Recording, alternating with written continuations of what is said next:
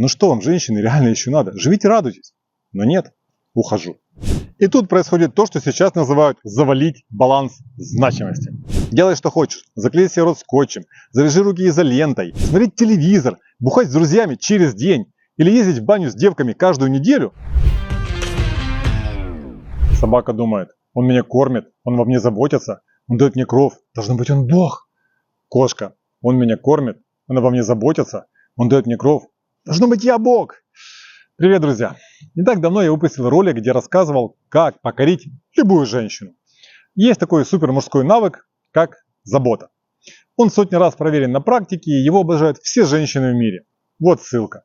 Но за последний год я столкнулся с неимоверным валом разводов у друзей, знакомых, у клиентов, когда женщины инициировали развод с вполне адекватным и, самое главное, заботливым мужчиной.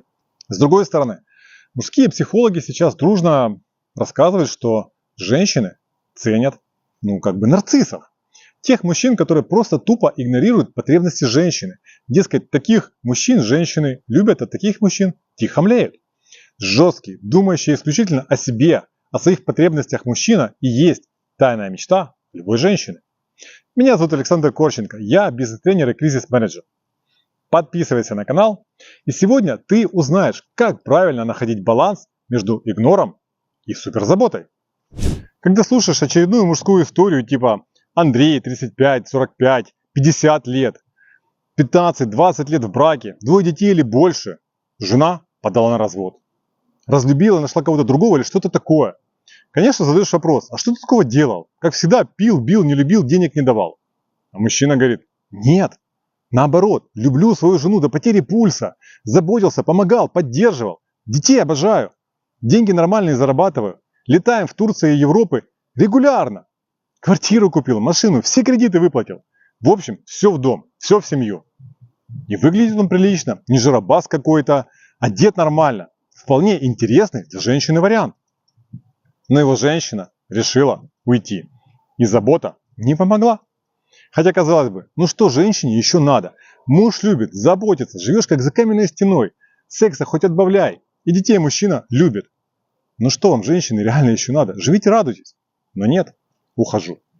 Да, задачка. С другой стороны, если послушать женские истории, там обратный трэш. Муж периодически пьет, бьет, денег не дает. Женщина жалуется, плачет, но не уходит. А бывает, что мужчина гуляет напропалую или вообще нахрен женат. Она все равно его любит беззаветно. На работу идет, помогает ему деньгами. И так 5, 10, 15 лет мечтает, чтобы он остепенился, начал о ней заботиться. И уходить от него никуда не собирается.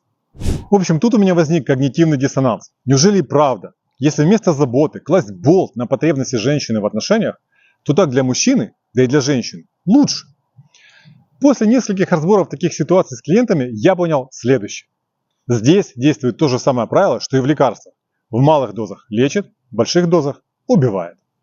Многие мужчины в порыве любви и желании нравиться своей женщине пытаются окружить ее полной заботой, избавить от всех жизненных трудностей. И казалось бы, это же круто. Ведь женщины реально мечтают о том, чтобы пришел сильный мужчина, избавил их от всех забот. И все, что ей нужно было теперь делать, это придумать, какое новое платье купить и куда поехать на отдых. Но на практике такая суперзабота всегда без исключения выходит мужчине боком. Суперзаботливый мужчина со временем переходит в статус слуги, предназначенный для исполнения желаний женщины. И женщина вообще перестает ценить такого мужчину. Ведь для решения своих проблем ей для мужчины вообще ничего не надо делать. И даже просить не надо, потому что суперзаботливый мужчина, даже краем уха, услышав о женской проблеме, сразу же бросается ее решать, как Супермен. И тут происходит то, что сейчас называют завалить баланс значимости. Когда суперзаботливый мужчина вдруг обнаружил, что его женщина плевать хотела на его заботу. Ищет эмоции на стороне. С каким-то наглухо отбитым парнем, который ей ничего кроме члена дать не может. Или же просто она хочет расстаться, потому что отношения перестали приносить ей эмоции. Ее чувства к мужчине угасли. И терпела она только потому, что ей было удобно. И такое происходит и в первый месяц отношений, через год, через 10 и даже 20 лет семейной жизни. И это жуть как болезненно для нас мужчин. Ведь мы из кожи вон лезли, а оказывается, это нафиг не надо было. Поэтому слушаем и запоминаем. Женщина будет ценить только того мужчину, заботу которого ей нужно добиться. Да, как бы прагматично это ни звучало. Если женщина хочет, чтобы ты о ней заботился, она должна для этого что-то сделать. Причем сделать что-то, хоть плюс-минус, равноценное. Поэтому первое и простое правило избавления от ошибки суперзабота звучит очень коротко. Не лезь, если не просят. Делай, что хочешь. Заклей себе рот скотчем, завяжи руки изолентой. Но если ты услышала или знаешь, что у женщины есть какая-то житейская, рабочая или бытовая проблема, не лезь ее решать. Даже если женщина тебе эмоционально рассказывает о какой-то своей сложности, это не значит, что она хочет, чтобы ты ее решил. Если тебе хочется помочь, супер, но сначала обязательно ее спроси. Я не знаю, Наташ, тебе помочь решить эту проблему?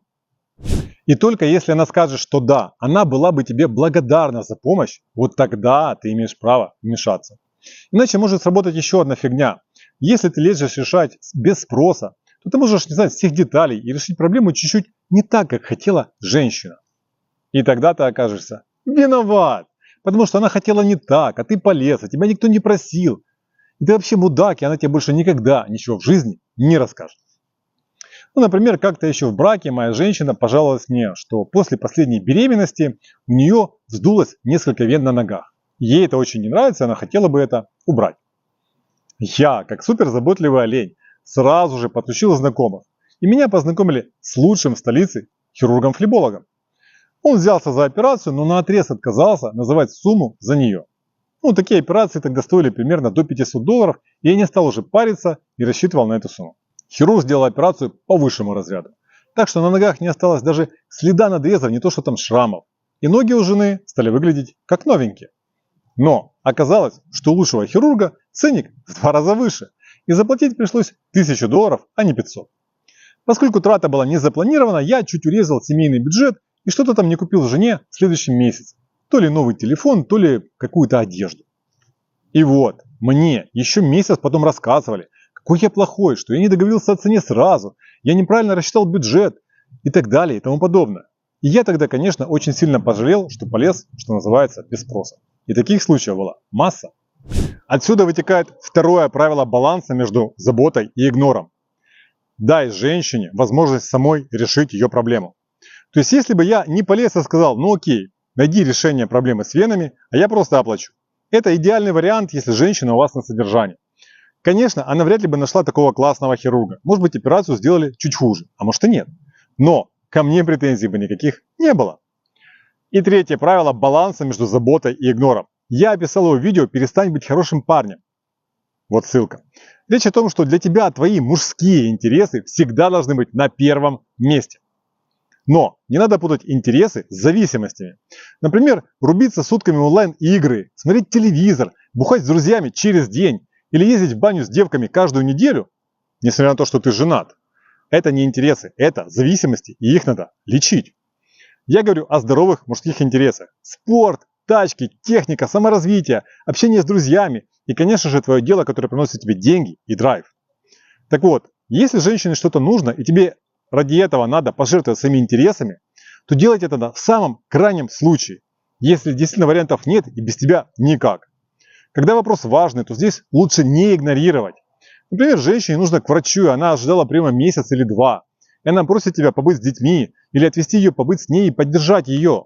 Или приехала какая-то супергруппа на 1 день с концертом, и она безумно хочет пойти на этот концерт именно с тобой. То есть то, что имеет ограничения по времени, и ты понимаешь, что вопрос действительно важный. А если женщине надо срочно с тобой в магазин, потому что там скидки, а у тебя тренировка, то такие запросы можешь смело пропускать. Тренировка важнее очередной тряпки в шкаф. И как минимум она точно с этим справится сама. Парни, учтите, грань между правильно игнорировать и быковать очень-очень тонкая. И женщины тоже люди на самом деле всегда понимают, где мужчина занят, а где тупо быкует. Если вы свободны, можете помочь, и вопрос относится к важным и срочным, без вас реально никак, но вы отказали, такой игнор даст только негатив и ухудшит отношение женщины к вам. И тут ее вины не будет. Быковать не надо. А если она вас попросила и в важном вопросе вы помогли, вот тогда можете вечером рассчитывать на бонусы. И, кстати, важное замечание. Если мужских интересов у тебя нет, то займись этим вопросом и сделай так, чтобы они у тебя появились. Как это делать, я уже описал в видео о заповедях жизни в кайф или как найти себя. Иначе случится так, что единственным твоим интересом в жизни станет прислуживать своей женщине. А как ты уже понял, это путь никуда, и рано или поздно она тебя сольет. Ну что ж, друзья, надеюсь, у вас теперь полное понимание в балансе между заботой и игнором.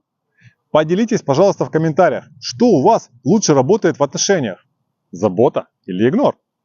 Ну и ставьте лайк, подписывайтесь на канал и живите в кайф.